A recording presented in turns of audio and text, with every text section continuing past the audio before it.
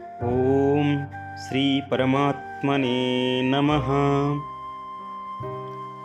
విశ్వరూప సందర్శన యోగము 11వ అధ్యాయము. అర్జునుడు, హే కృష్ణ, నాపై దయ ఉంచి కృపతో అత్యంత గుప్తమైన ఆధ్యాత్మ విషయవచనాలు పలికితివి. నా మోహము నశించినది. హే కమలనయన, నేను జీవుల ఉత్పత్తి, వినాశనము, దాని కారణాలు మరియు నీ అక్షయ మహాత్మమయ గుణాలు అన్నీ నీ ద్వారానే విస్తారముగా విన్నాను. నేను నీ రూపము గురించి ఏ విధముగా విన్నానో ఆ రూపాన్ని చూడాలని కోరిక కలుగుతూ ఉన్నది. హే యోగేశ్వర, హే మధుసూదన, నీవు నన్ను నీ రూపాన్ని చూసే యోగ్యత ఉన్నవాడిగా భావిస్తే నాకు నీ అవ్యయ రూపాన్ని చూపించు అని అర్జునుడు కృష్ణునితో ప్రార్థించెను. శ్రీకృష్ణ పరమాత్మ, హే పార్థ, ఎన్నో ప్రాకారములు, వర్ణనలు మరియు ఎన్నో ఆకారములు గల సత్సహస్ర నా దివ్య రూపాన్ని చూపిస్తాను, చూడు. హే భారత, నువ్వు వసువులను, రుద్రులను, అశ్విని కుమారులను, మరుద్గణములను మరియు ఇంతకుముందు ఎప్పుడూ చూడని నా ఆశ్చర్యకరమైన రూపాన్ని చూడు. గుణకేశ, చరాచర సమస్త సృష్టిని నాలో చూడు. ఇంకా నువ్వు దేనిని చూడాలి అని కోరుకుంటున్నావో అంతా చూడు. ఈ దేహములోని అంతా కనిపిస్తుంది, కానీ నువ్వు ఈ బాహ్య నేత్రాలతో నన్ను చూడలేవు. అందువలన నేను నీకు దివ్య నేత్రాలను ప్రసాదిస్తాను. వాటితో నా విరాట్ స్వరూపాన్ని చూడగలవు అని పరమాత్మ అర్జునునితో పలికెను. సంజయుడు ధృతరాష్ట్రునితో అంటున్నాడు, హే రాజా, ఈ ప్రకారముగా శ్రీకృష్ణుడు అర్జునునికి దివ్య దృష్టిని ప్రసాదించి తన అలౌకికమైన రూపాన్ని దర్శింపజేసెను. ఆ విశ్వరూపానికి అనేక ముఖాలు, అనేక నేత్రాలు కనిపిస్తూ ఉన్నాయి. ఇంకా సుందరమైన ఆభరణాలు, ఆభూషణాలు, అత్యంత అద్భుతమైన దివ్య ఆయుధాలు ఉండెను. ఆ దేహముపై దివ్య పుష్పములు, దివ్య వస్త్రాలు ధరించి ఉండెను. దివ్య చందనాది గంధాల లేపనములు దేహముపై ఉండెను. అనంత దేవతల ముఖాలు కాగల ఆకాశములో ఎన్నో వేల సూర్యుల కాంతి ఒకే చోట కలిస్తే వచ్చే ప్రకాశము వలె వెలిగిపోతుండెను. ఆ సమయములో అర్జునుడు దేవాతి దేవుడు అయిన శ్రీకృష్ణ పరమాత్మ దేహములు అనేక ప్రాకారాలైన సమస్త జగత్తును ఏకమాత్రముగా చూసి ఆశ్చర్యచకితుడయ్యను.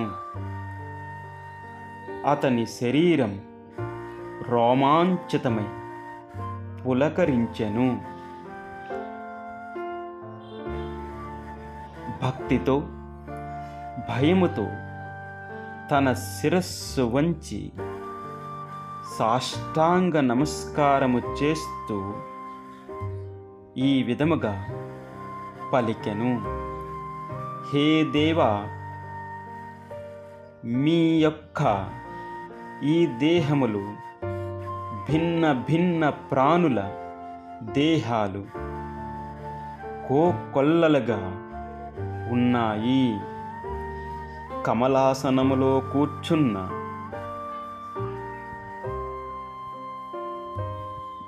బ్రహ్మ, దేవతలు, ఋషులు అందరినీ నేను చూస్తున్నాను. హే విశ్వేశ్వర, నీ యొక్క దేహములు అనేక భుజాలు, అనేక ఉదరాలు, అనేక ముఖాలు, అనేక నేత్రాలు కనిపిస్తున్నాయి. నీ యొక్క రూపము అనంతమై ఉన్నది. నీ యొక్క రూపానికి ఆది అంతము ఎరుగలేకున్నాను. ఈ సమస్త విశ్వము నీ రూపమే కనిపిస్తూ ఉన్నది. నీవు కిరీటము, గద, చక్రము కలిగి అన్ని వైపులా దేదీప్యమానముగా ప్రకాశిస్తూ ఉన్నావు. సూర్యాగ్నిలా ప్రకాశవంతముగా వెలిగిపోతున్న నిన్ను చూడలేకున్నాను. అపారమైన అనంతమైన నిన్ను దర్శించలేకున్నాను. నా మనస్సులో నువ్వే పరబ్రహ్మానివి. విశ్వానికి ఆధారము నువ్వే. నిత్య సనాతన ధర్మానికి రక్షకుడివి, పురాణ పురుషుడివి, ఆది మధ్య మరియు అంతములు లేనివాడివి, అనంత శక్తిమంతుడవి. అనంత భుజాలు గల సూర్య చంద్ర నేత్రాలుగా గల కాంతివంతమైన ముఖము కాగల నీ తేజస్సుతో సంపూర్ణ జగత్తును ప్రకాశింపజేస్తున్నావు. హే మహాత్మా, పృథ్వీ ఆకాశము ఒక్కటి కాగల సంపూర్ణ దిశలు నువ్వే వ్యాప్తమై ఉన్నావు. నీ యొక్క ఈ అద్భుతమైన మరియు ఉగ్ర రూపాన్ని చూసి 3 లోకాలు కంపిస్తున్నాయి. దేవతల సమూహాలు నీ శరణు వేడుకొనుచున్నాయి. వారిలో ఎందరో భయభీతులతో చేతులు జోడించి నిన్ను నమస్కరిస్తూ ప్రార్థిస్తున్నారు. మహర్షులు మరియు సిద్ధుల సమూహాలు ఎన్నో ప్రకాలుగా నీలో మహర్షులు సిద్ధులు సమూహాలు ఎన్నో ప్రకారాలుగా నిన్ను ప్రశంసిస్తున్నారు. రుద్రులు, ఆదిత్యులు, వసువులు, సాధ్యులు, విశ్వదేవులు, అశ్వనీ దేవతలు, మరుద్గుణాలు, పితరులు, గంధర్వులు, యక్షులు, అసురులు, సిద్ధులు, అనేక సమూహములు, సంఘములు విస్మయముతో నిన్ను చూస్తున్నారు. హే మహాబాహు, అనేక నేత్రాలు, అనేక ముఖాలు, అనేక కాళ్ళు, అనేక ఉదరములు, కరాలములైన దంతములతో నీ యొక్క విశాలమైన రూపమును చూచి అందరును అత్యంత భయభీతి కంపితులగుచూ ఉన్నారు. నేను కూడా అత్యంత భయపడుతూ ఉన్నాను. నాకు ధైర్యము చాలుటలేదు. నా మనస్సు స్థిరముగా ఉండడము లేదు, స్థిరముగా కావటము లేదు. హే దేవేశ, జగన్నివాస, ఇంత భయంకరమైన రూపాన్ని, కాలాగ్ని వంటి నీ ముఖ తేజస్సును చూసి నాకు దిశలు కూడా అవగతము కావడము లేదు. నేను అశాంతితో ఆందోళన చెందుతూ ఉన్నాను. నాపై దయచూపుము. హే ప్రభు, ధృతరాష్ట్రుని యొక్క దుర్యోధనాది పుత్రులు, వారితో కలిసి ఎంతోమంది రాజులు, భీష్మ, ద్రోణ, కర్ణుడుతో సహా మన పక్షాన కూడా ఉన్న అనేక మంది యుద్ధ వీరులు పెద్దగా తెరుచుకొని ఉన్న నీ నోటిలోనికి శీఘ్రముగా మిడుతుల దండు అగ్నిలో ప్రవేశిస్తున్నట్టు ప్రవేశిస్తున్నారు.